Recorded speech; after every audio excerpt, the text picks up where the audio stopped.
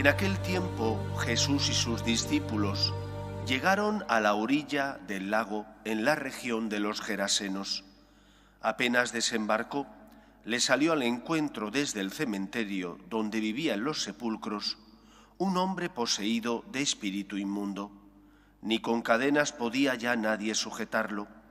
Muchas veces lo habían sujetado con cepos y cadenas, pero él rompía las cadenas y destrozaba los cepos, y nadie tenía fuerza para dominarlo. Se pasaba el día y la noche en los sepulcros y en los montes, gritando e hiriéndose con piedras. Viendo de lejos a Jesús, echó a correr, se postró ante él y gritó a voz en cuello: ¿Qué tienes que ver conmigo, Jesús, Hijo de Dios Altísimo? Por Dios te lo pido, no me atormentes. Porque Jesús le estaba diciendo: Espíritu inmundo, sal de este hombre. Jesús le preguntó: ¿Cómo te llamas? Él respondió: Me llamo Legión, porque somos muchos. Y le rogaba con insistencia que no los expulsara de aquella comarca. Había cerca una gran piara de cerdos ozando en la falda del monte. Los espíritus le rogaban: déjanos ir y meternos en los cerdos. Él se lo permitió. Los espíritus inmundos salieron del hombre y se metieron en los cerdos. Y la piara, unos 2000, se abalanzó acantilado abajo y se ahogó en el lago. Los porquerizos echaron a correr y dieron la noticia en el pueblo y en los cortijos. Y la gente fue a ver qué había pasado.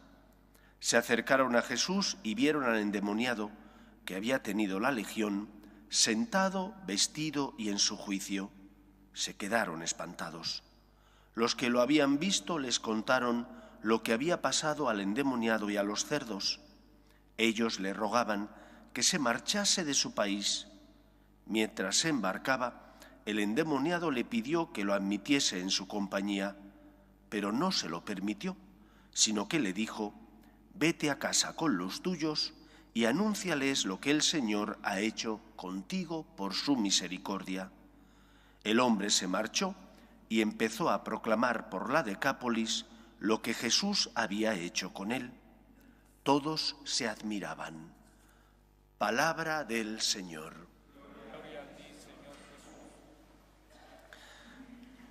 Jesús. La mayoría de edad es ese momento en el que ya somos plenamente sujetos de derechos y de obligaciones. Y por lo tanto, no solo podemos asumir aquello que nos regalan o nos dan los demás, nuestros derechos, sino también debemos asumir nuestros deberes. Hemos escuchado en el Evangelio cómo el endemoniado, una vez liberado, pide seguir al Señor. Y sin embargo, Cristo no se lo permite. Le encomienda otra misión, otra tarea.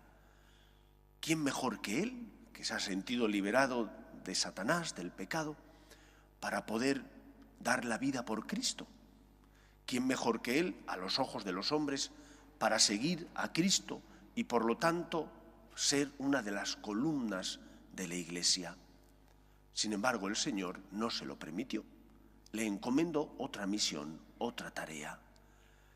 Nosotros hemos de tener una visión sobrenatural de los acontecimientos que ocurren en nuestra vida, de saber que todo tiene un sentido, aunque a veces no lo comprendemos, de saber que Dios escribe recto en renglones torcidos y que es capaz de aprovechar cualquier acontecimiento humano, por negativo que te parezca, para que saques enseñanzas, para que Él te enseñe cuál es su voluntad y por lo tanto santifique tu vida.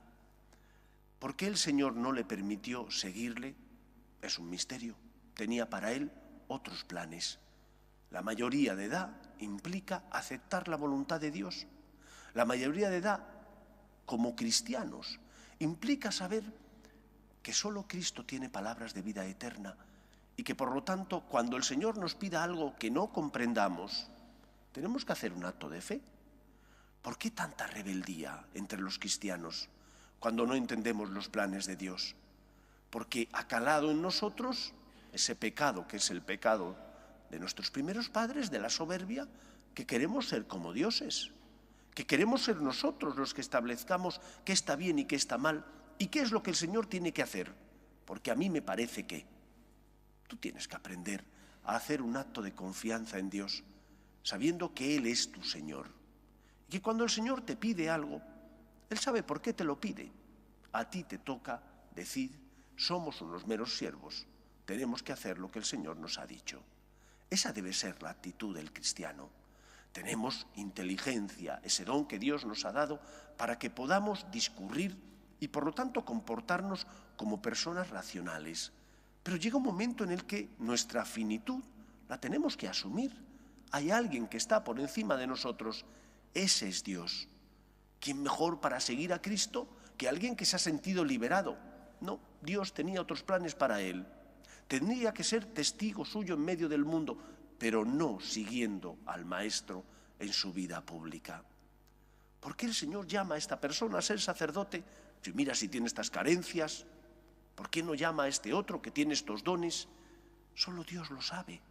A nosotros nos toca aceptar la voluntad de Dios, asumir como adultos cristianos nuestros deberes y obligaciones y por lo tanto ser fieles al Señor. No cuestiones a Dios, acepta su voluntad. Cuando comprendas sus planes y cuando se tornen para ti difíciles de entender, Dios es más grande que tú, es más santo, tienes que hacer un acto de fe y de confianza en Él. San Pablo dirá que llevamos un tesoro en vasijas de barro. Quizás el Señor no permitió que fuera el endemoniado para seguirle, para que de esa manera él pudiera ser en medio del mundo testimonio y la gente no pensara que era por sus dones o cualidades por los que le permitía al Señor seguirle. No lo sé. El endemoniado hizo un acto de fe, obedeció al Señor y se quedó en su casa. ¿Qué hacemos nosotros cuando el Señor nos pide algo que no comprendemos? ¿Hacemos un acto de confianza, de fe en Dios? ¿O por el contrario nos rebelamos porque no comprendemos sus planes y porque no nos apetece hacer su voluntad? Humildad. Somos afortunados porque nos hemos encontrado con Dios. Somos afortunados porque nos han rescatado a un precio altísimo, la sangre de Cristo. No dudemos del amor de Dios. Cuando no comprendas, mira la cruz, arrodíllate ante ella y haz un acto de confianza en el Señor. Que el Señor nos ayude a ser dóciles a su voluntad. Nos ponemos en pie.